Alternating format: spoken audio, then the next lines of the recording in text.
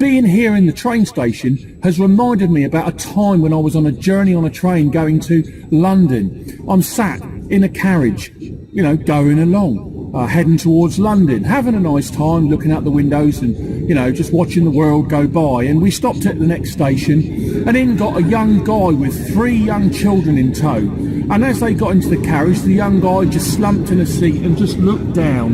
And that's how he spent his journey, just his head down, uninterested in life, and he certainly wasn't interested in his children. And his children, 3 young children, were going wild in the carriage. They were just running around everywhere, screaming and shouting and jumping on the chairs and jumping from chair to chair.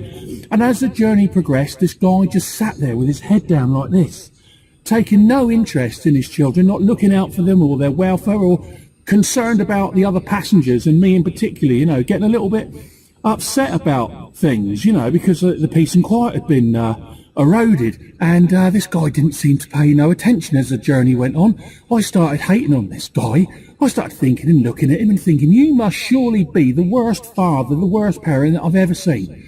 Do you not care about what's happening? Do you not care about the fact that you're upsetting myself and all these other good passengers on the train? And I was starting to think about him, you know, and the journey went on to the next stop and nothing changed. The kids were just the same. The man was just looking down. And when it got to the next station, I just couldn't contain myself, you know, any longer. I just had enough. And I just had to say something to him. And I said, excuse me, mate.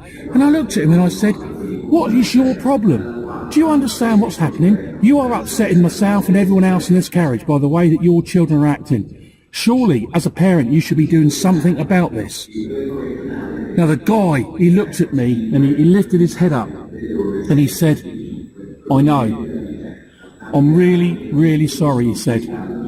But we've just come from the hospital and their mother's died.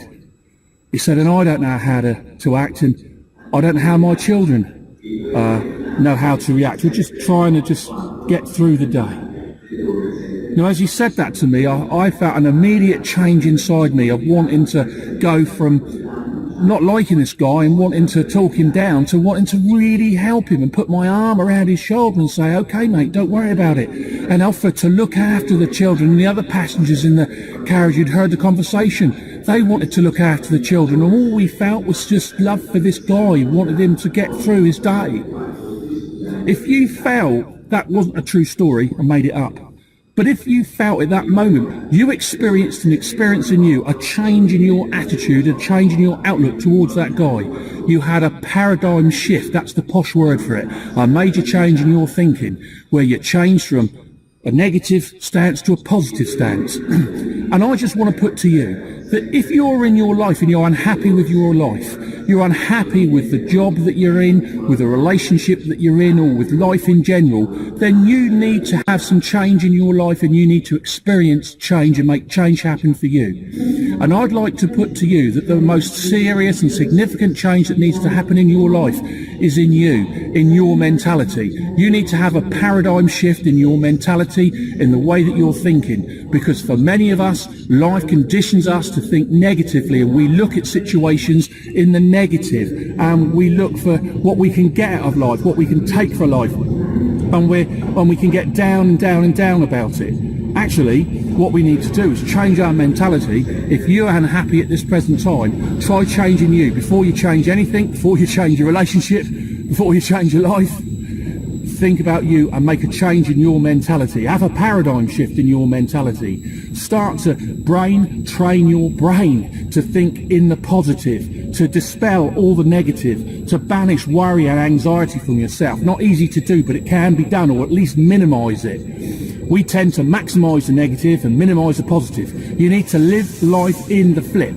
Flip everything. Just flip the negative into a positive. And no matter how bad your situation is, and I really mean no matter how bad things come your way, there is always a positive, because if you look for something, you'll always find something. And if you pick up on that positive and you major on it, then you can become happier than you currently are. In life, in your relationship, in your job. If you're unhappy, stop trying to take from it. Stop trying to take from that relationship and take from that job. Start giving. Be the blessing in the job. Be the blessing in the relationship. Be the blessing in life, to the strangers you meet, to the people you love the most. And if you start to give to life, if you start to be the blessing, as I said in the earlier film, the law of attraction will kick in, because life, it gives to the giver, but it does take from the taker. So start giving. Live life in the flip. Have a paradigm shift.